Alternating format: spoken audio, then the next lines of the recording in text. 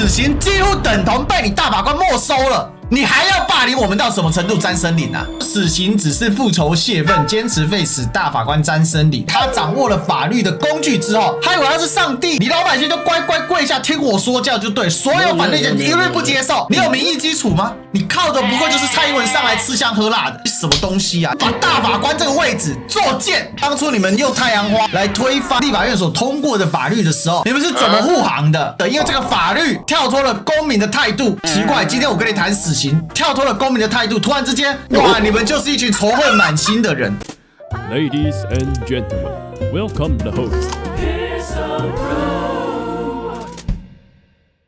这是废死的事情，事实上已经是几近实质废死，因为我们立审一决制这种东西也就只有法官造法可以造得出来，那也就算了。但詹森林还是不满足啦，死刑只是复仇泄愤，坚持废死大法官詹森林啊，他说唯有死刑是事后救济手段都无法真正填补损害的刑罚手段，这是无法合宪的理由。刑法以死刑为最重本刑的部分，仅适用于犯罪情节最严重且刑事最严敏、最严重的状况。那詹森林还是不同意，他说死刑无助于实现应报正义，也无助于吓阻犯罪。选择死刑作为刑法，仅是恐惧复仇与泄愤，而非实现正义。另外，他还讲到说人民呢是因为情感、历史、社会脉络成为支持死刑存续的唯一理由。可见死刑在其实现所称规范的空乏、空洞、苍白无力。面对死刑合宪性，宪法唯一的选择就是坚定的对外表明绝对拒绝死刑的立场啊！我真的要批判他一下。首先呢，这种大法官是国家的悲哀，人民的不幸啊！因为他自以为优越的观念要强加在老百姓身上，而且近乎是斥责的方式向人民说教。事实上，不仅傲慢跟盲目，更毫无公民素养，且素质极其低落。但是你完全忽略了，法律是要让社会有所依据、有公平正义而存在的，不是要让法官成为人民的上帝的存在。一个法律如果脱节了社会的基础认知，只会对社会更加动荡，而不受人民信任。台湾有80%半以上支持死刑，但对于司法整体的信任度却不足一半。当下，你作为一个法律的最高执行者，詹森林不丝毫改进身为法律的执行者的失败，对倨傲的态度所以我把它称之为法盲，刚好而已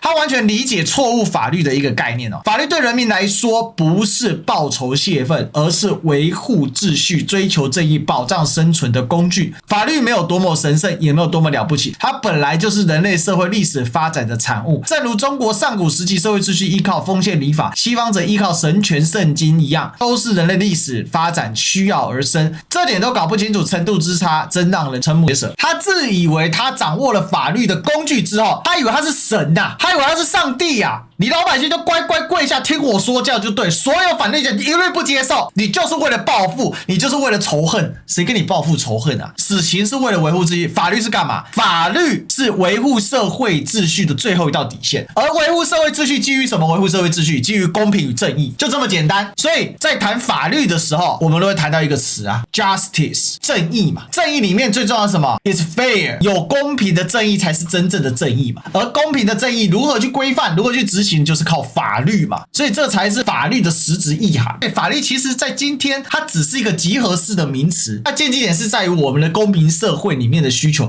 所以如果当一个政府没有办法给予人民一个公平与正义的时候，他谈的法律都是屁，这种就是恶法一法嘛。错，恶法就即当被推翻，不是这样吗？当初你们用太阳花来推翻了既有的立法院所通过的法律的时候，你们是怎么说的？你们是怎么护航的？公民不服从原则，因为这个法律跳脱了公民的态度。奇怪，今天我跟你谈死刑，跳脱了公民的态度，突然之间，哇，你们就是一群仇恨满心的人，有这种道理吗？你凭什么啊？凭你詹森林最大，凭你詹森林是大法官，所以你最屌最了解宪法，它没有办法被执行，或者这么说，它必须要有很多法律来诠释它，它才能执行。所以宪法这个本身，它最是贴近到整个社会的基础面嘛。所以当宪法是贴近社会的基础面的时候，你视线只是仅就于说这个宪法该如何执行才能符合宪法的规范，而不是让你把宪法当成工具拿来打击社会所需求的法律为什么我们的国会议员不用是学法出身的，他可以是任何阶级任何地方他可以来立法？你俩说过一个很荒谬的话蓝白这些立委有多少有法律专长，他们来制定法律，你安心吗？那些大头鬼啊，所以才会有这么多法匠跟什么法盲的存在，流氓的盲啊。为什么？因为就是有很多学法律的人，他用他自己以为的意识形态，他在贯彻他的思考，而且用他对于法律的熟知来设计一套法律，而这个法律是你一般人玩不赢他的，他可以完全照他的方向去啊。所以他今天就搞错了法律的根本嘛。我们为什么需要法学的专家？因为法学的专家可以帮我们明定法律，它在执行层面，它在规范层面，它能不能够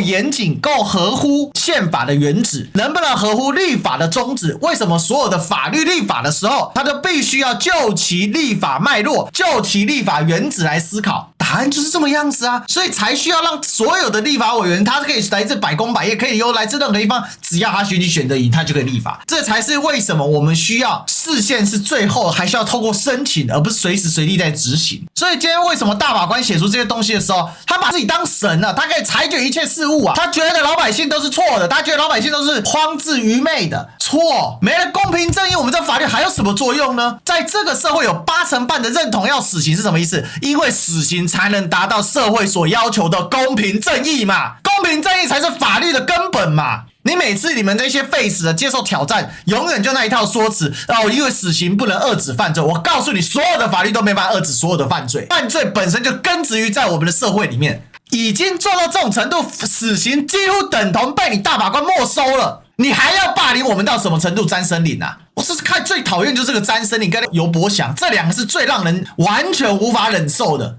一个是永远自以为高高在上，一个是觉得自己当了大法官之后天下无敌，脸皮厚到不行。这个时候真的可以拿民进党的理论来了。有些社会人接受废除死刑，那你搬去啊！法律本来就是跟社会是完全联合在一起的，怎么会有今天有一个法律跟社会完全脱离分开呢？那你如果说照你废除死刑，那为什么美国不废除？为什么日本不废除？所以日本人充满仇恨，美国人充满仇恨，那你们说最充满攻击性的俄罗斯就他废除死刑了？以前我是认同废死的，我也认为死刑万一判错怎么办？可是事实上社会在改变，现在的冤案率是大幅下降，为什么？很难啊，拜托！现在证据好伪造吗？现在刑侦技术、刑事侦查技术发达的更不得了，到处都是监视器。法律就是一个有学有术，没有错，但它术永远大于学，为什么？因为它在实际的现场的执行才能来反映它的问题。实际现场执行不就是社会吗？不就是民意吗？所以我觉得懂法学法的人不要觉得自己是学法门法的法，我不会因为我懂历史我就跟你说你学的历史通通都是错的。哎，你不要来跟我挑战，你不要再跟我说了。然后跟我讨论历史的时候，滚开凉快去啊！你没有硕士学历以上，我不跟你讨论。可以这样子吗？詹森林就是个法盲，他比其他那些大法官更可恶的地方就在这里，因为他斥责老百姓，他斥责主流民意。你有民意基础吗？你靠的不会就是蔡英文上来吃香喝辣的？你什么东西啊？你以为你很高尚是不是？把大法官这个位置作贱。